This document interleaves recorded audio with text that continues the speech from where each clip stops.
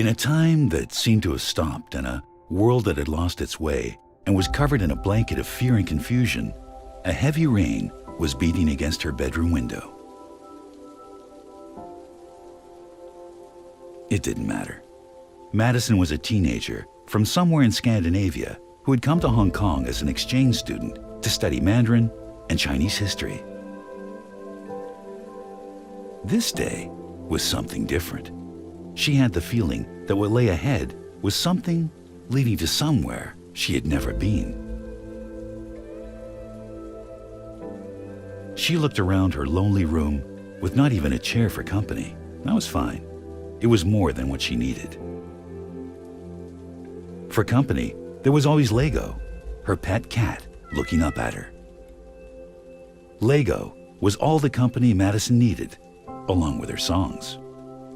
It was her imagination that inspired Madison to write down her thoughts. These were snapshots of memories and lines to poems she scribbled down on pieces of paper that became ideas to songs which she hummed into a beat-up old cassette tape recorder. Her songs were the soundtrack to her life, and which came to her almost magically and from some very special and personal place in her heart and mind. With the world she was in having less and less time for music, musicians had all but disappeared as they were no longer needed. The meaning behind her songs became more and more important to Madison. They were her bridge to the present, past, and future.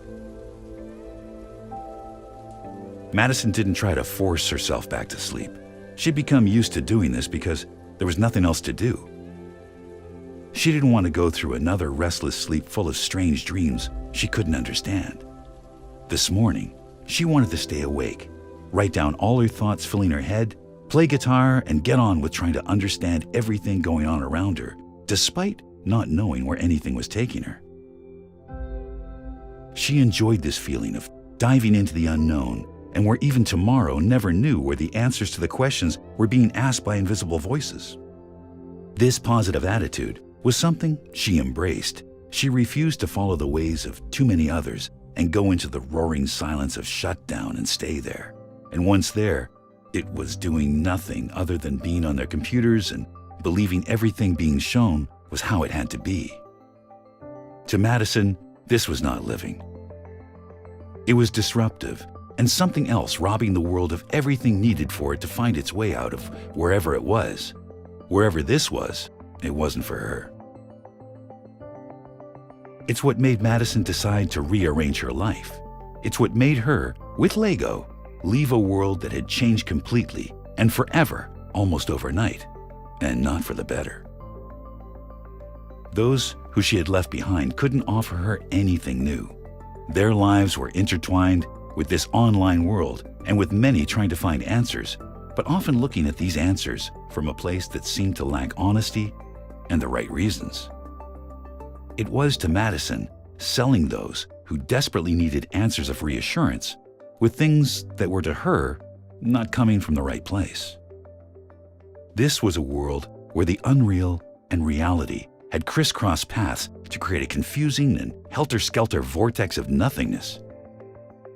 It was a nothingness that was somehow being orchestrated to be something it wasn't, with layer upon layer of negativity and many looking at the world with no physical interaction.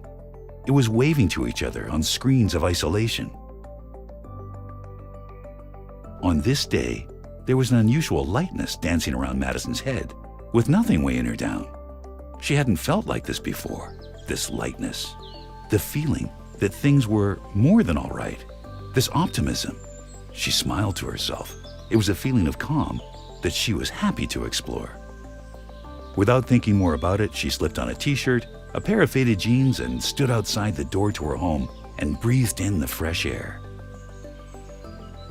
There was no need for wearing masks where she now was, and which seemed to have found Madison. Maybe they were both looking for each other.